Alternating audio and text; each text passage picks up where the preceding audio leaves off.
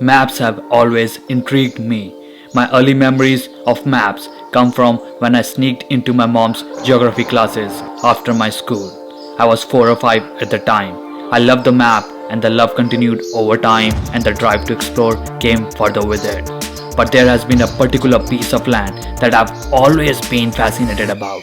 It lies away from United States, but still is a part of the country. It's remote, wild, beautiful, has glaciers, lakes, mountains, rivers, bears. It's wild, it's crazy. It's Alaska. Welcome to Alaska. So Alaska is the biggest state in US. I drove around 3,000 miles during my time in Alaska and was only able to cover less than 1/8 of the land of Alaska. It's huge. It's bigger than most countries in the world. It's cold and remote and has a very small population as living here isn't for everyone, and I understood that in my 3 weeks over there. In this video, I will take you guys through some of the most beautiful landscapes in Alaska and also going through the information like the best time to visit, things to consider, activities, how should you travel around Alaska and the best places to visit in Alaska, and also how to keep yourself safe in the wilderness. The best month to visit Alaska is hands down July. It's the least rainy month of the year and the sun is out in all its glory with daylight ranging from 18 to 19 hours a day, which is great for exploration. But if you want to see snow and northern lights, January is the best month to go.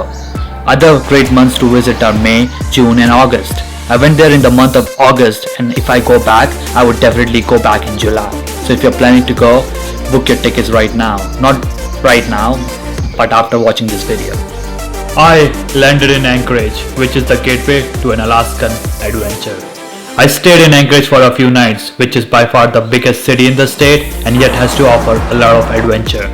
The city combines wild Alaska beauty, modern architecture, arts and culture. There are a lot of hikes around the city. One of my favorite ones was Flat Top Mountain Hike. It is a fairly moderate hike and is a 4-mile round trip. The views from the hike were breathtaking. There are more hikes in the area if you want to further adventure in Anchorage, and also there is Nick Glacier, which you can go on a tour which is close to Anchorage. But I headed down on Seward Highway.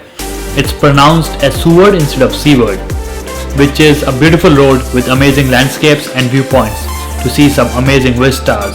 It connects Anchorage to Seward. There are a lot of hikes and stops on the highway where you can enjoy the nature. It also has a wildlife conservatory where you can see some wildlife. One of the major stops on the road is a small town called Whittier.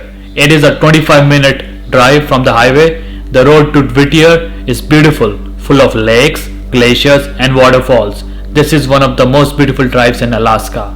There is Portage Glacier on the way, which can be accessed through a hike. So currently I'm waiting for a tunnel to open up. It opens every half an hour, like 8:30, 7:30, 6:30, and right now it's 8:05, so I have 25 minutes to wait.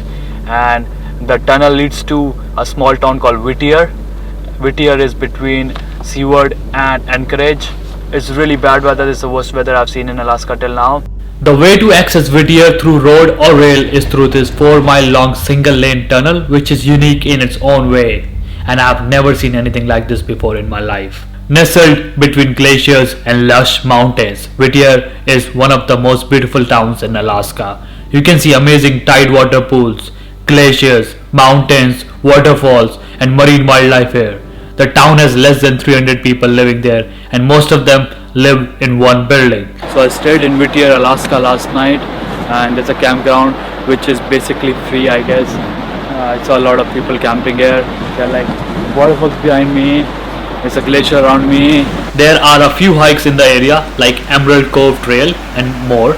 And also a lot of fishing in the town. It's very easy to fish here. There are so many fishes that you can literally pick up fish with your hand from the river. You don't even need a fishing pole here. A lot of people take fish back home from Alaska. Driving around the town, you can see some beautiful vistas and waterfalls everywhere. It is one of the most beautiful places I've ever been to. Also, it is the wettest place in America, so keep in mind the weather, though it's no running away from weather in Alaska.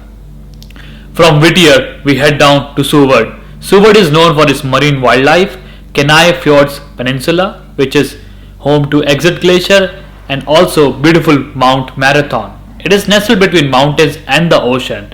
This beautiful town hosts a lot of attraction and activities from whale watching, hiking, kayaking, glacier watching, dog sledging, and also has a lot of great restaurants and fishing scene.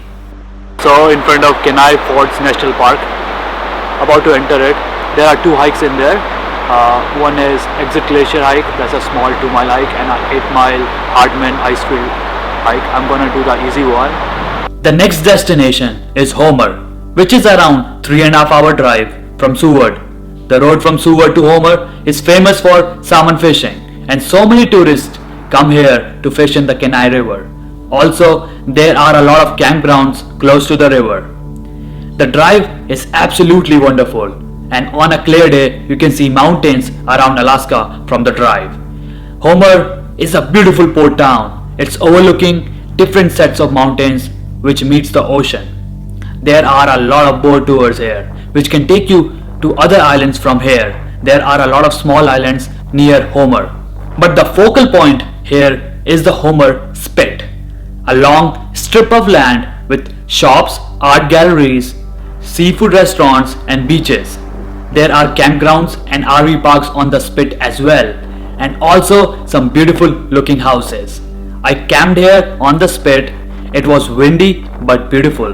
The weather wasn't great at first, which is expected in Alaska, but the sun came out around 8 p.m. and I could see the sunset, which was around 10:30 p.m.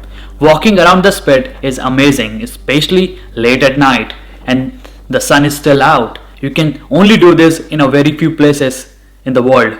Homer is by far one of the best places I went to in Alaska.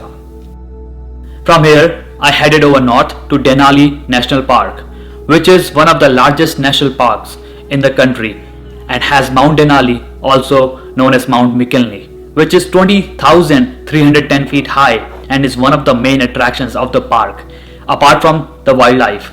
You have to take a bus tour or book a backpacking spot trip to really access the park.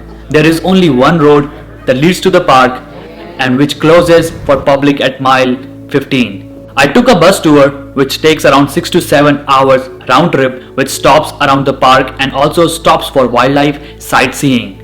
Tickets get sold out in advance, so if you plan to visit, book your tickets in advance. The chances to see Mount Denali are extremely low. Only 1 out of 3 tourists are able to see the mountain. I wasn't able to see the mountain in my 3 days around the area. The best time to see the mountain is July, and you need at least 2 to 3 days to explore the park. Maybe even more if you plan to backpack over there. If you don't have a lot of time, I would suggest you to skip Denali National Park. Though there are so many spots that you can go in Alaska. The last spot I want to mention is Valdez. It is probably one place that I would go back and live in Alaska. It's almost 5 to 6 hours away from Anchorage, but the drive is full of gems, absolute gems. The first gem would be Hatcher Pass. It is one of the spots that I would recommend, and probably you might have seen these red houses in some of the Alaskan pictures on Instagram. It's beautiful, the road is amazing, it's sheer crazy, especially in summer where you can see so much, and it's beautiful, the greenery, the mountains, the lakes, the vistas are amazing over here. Another gem is Matanuska Glacier, which is a 27-mile long glacier, probably one of the biggest in Alaska, and supplies more fresh water than the whole of Alaska consumes in a single day. There are a lot of companies which offer guided glacier hiking tours and also ice climbing when the time is right. The price of a hiking tour is $60. I did a glacier hiking tour here, and you don't really need to book anything in advance over here. Probably one of the places which is easily accessible to access the glaciers. The drive to Valdez takes you through a lot of beautiful landscapes, towering mountains and glaciers. I probably saw around 5 to 10 glaciers on my drive to Valdez. Another stop near Valdez is Thompson Pass. This is a must stop for at least a few hours, and you should definitely explore the area around here. The scenery is incredible over here. The 360 views of mountains, valleys, and sheer wildness over here makes it otherworldly. This pass connects Valdez to rest of Alaska. The road that leads to the town is full of amazing waterfalls and comes under the name of Keystone Canyon. So through exploring all these beautiful places, you will finally arrive in Valdez. This place won't disappoint you. This is called Little Switzerland. There are a lot of activities in Valdez, from glacier tours, helicopter tours, hiking and other adventures. This place is full of gems. This is one of the best places to live in Alaska. There is also a glacial lake here where you can see big chunks of ice floating on the lake. Also, as you know, Alaska is full of wilderness and there are so many wild animals in the region, especially bears. There are black, brown and grizzly bears in the area, so beware of them. Carrying a bear spray is really smart and beneficial in case of a bear encounter. One of the best ways to travel around Alaska is in an RV, as there are a lot of campgrounds across the state. If you can't find an RV or you prefer renting a car rentals are expensive during the summer. I personally booked a rental car through Turo, as rental car companies were charging around $2,500 per week. So you are all set to start your Alaskan adventure. So hurry up, book your tickets now. And don't forget to like this video, subscribe to this channel and comment down below which is one place you are most excited about. Until next time.